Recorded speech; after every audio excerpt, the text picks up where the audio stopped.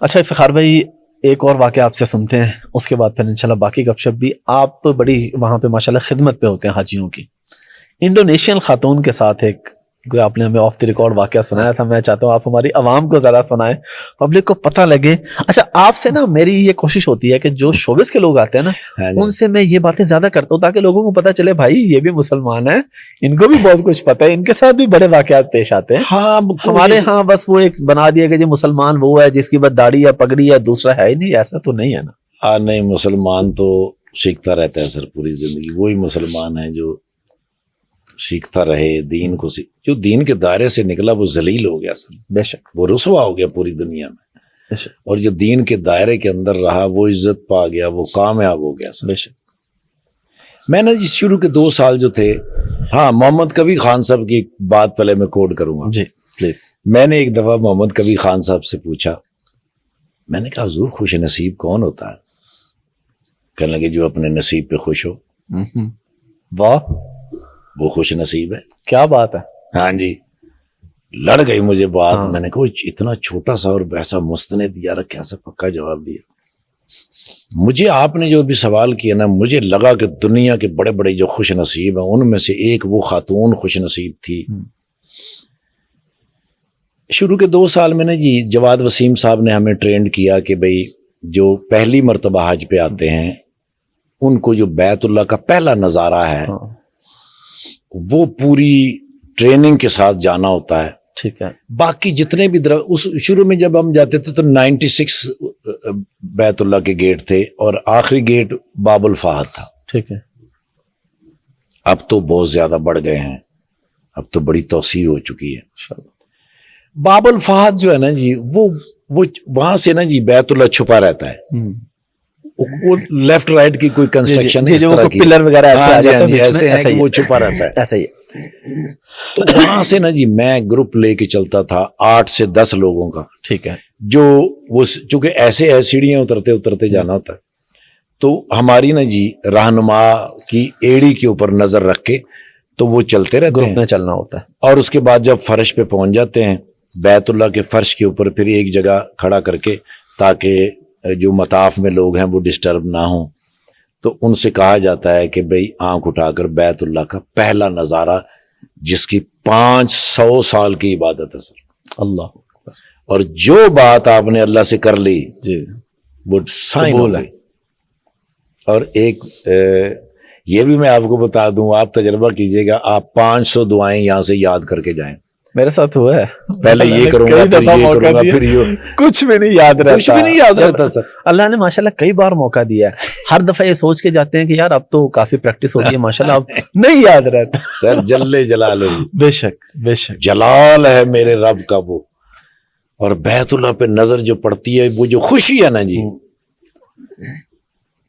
جو جسم کے اندر جو چیزیں اتر رہی ہوتی ہیں وہ آپ کو آپ کا اپنا آپ بلا دیتی ہیں سر. دعا کہاں یاد رہے گی. بالکل ایسے. وہ نا جی اس میں ایک میرے ساتھ نا انڈونیشین خاتون آ گئی. اب مجھے اس کی زبان نہیں آتی، ان کو میری زبان نہیں آتی، تو میں نے ان کے بندے سے کہا، میں نے کہا آپ نا ہماری ٹریننگ اس طرح کرا دیں کہ جب ہم فرش پہ پہنچیں گے میں ماں جی کا شہادت کی انگلی دباؤں گا تو یہ سمجھ جائیں کہ بھئی مجھے اوپر دیکھنا. ٹھیک ہے. جب وہاں سے چلے تو اماں کی عمر رہی ہوگی 50 اور 55 سال کے درمیان. ٹھیک ہے. میں نے سب سے پہلے جو فیل کیا کہ اماں جو ہے نا وہ سیڑھیاں اتر تو رہی ہیں لیکن ساتھ کانپ رہی ہیں جیسے بخار کی حالت میں ہیں، شیورنگ ہو رہی، وہ کانپتی بھی اتر رہی ہیں. فرش تک میں نے جا کے دیکھا کہ وہ کانپ رہی ہیں لیکن بہت ہی سلو، تھوڑی تھوڑی کانپ رہی تھی، لیکن فرش پہ پاؤں رکھتے ہی ان کی نا جی شیورنگ تیز ہو گئی، جیسے سردی لگ رہی ہو یا اس طرح کا کوئی مسئلہ ہو. تو میں نے ان کی شہادت کی انگلی دبائی تو انہوں نے ایسے بیت اللہ کی طرف نظر اٹھائی اور انہوں نے کانپتے ہوئے کہا لا الہ الا اللہ محمد رسول اللہ، اور وہ ایسے کر کے گھوم کے فرش پہ گری اور ڈیڈ ہو گئی سر. سانس بند دیکھتے ہی کلمہ پڑھتے. وہاں سیکیورٹی کے جتنے لوگ تھے وہ جلدی سے آئے، ان میں خواتین بھی ہوتی ہیں، وہ آ گئیں، انہوں نے جلدی سے ان کو دیکھا، چیک کیا، اس کے بعد انہوں نے مجھے کہا کہ بھائی ان کی ڈیتھ ہو گئی ہے، اپنا نمبر دو۔ وہ کڑا یہاں پہ یلو کلر کا، اور وہ جو کارڈ رکھے ہوتے ہیں انہوں نے جلدی سے نوٹ کیے، اور اس کے بعد انہوں نے کہا آپ کو کال کریں گے۔ وہ لے گئے۔ یہ بات ہوگی صبح کوئی 6:30 اور 7 بجے کے درمیان کی۔ ٹھیک ہے، ظہر کی نماز سے پہلے مجھے ان کی کال آئی کہ ان کا جنازہ بیت اللہ میں پڑھا جائے گا، مروہ جہاں سے شروع ہوتا ہے اس کے سٹارٹ سے وہاں آ جائیے گا۔ میں وہاں گیا جی، جنازہ پڑھا گیا، اس کے بعد وہ جنت المعلا کی طرف اب جنازہ چل پڑا ہے۔ ٹھیک ہے، اب میں ان کے پیچھے پیچھے جا رہا ہوں۔ ماں جی نے مرنے سے پہلی جو آخری نظر ڈالی وہ بیت بیت اللہ پہ آخری جو الفاظ ادا کیے وہ لا الہ الا اللہ محمد رسول اللہ۔ اب اماں بیت جنت المعلا کی طرف روانہ ہیں اور میں ان کے ساتھ ساتھ جا رہا ہوں، اور کیا منظر میں نے وہاں جا کے دیکھا کہ اماں ختیجۃ الکبریٰ رضی اللہ تعالی عنہا کے پیروں کے اندر جا کے دفن ہو گئی۔ اللہ اکبر۔ جہاں سے نمبر شروع ہوتے ہیں، 1 نمبر 2 نمبر، جی جی نمبروں کے حساب سے سب کو دفنایا جا رہا ہوتا ہے۔ جی جی حضور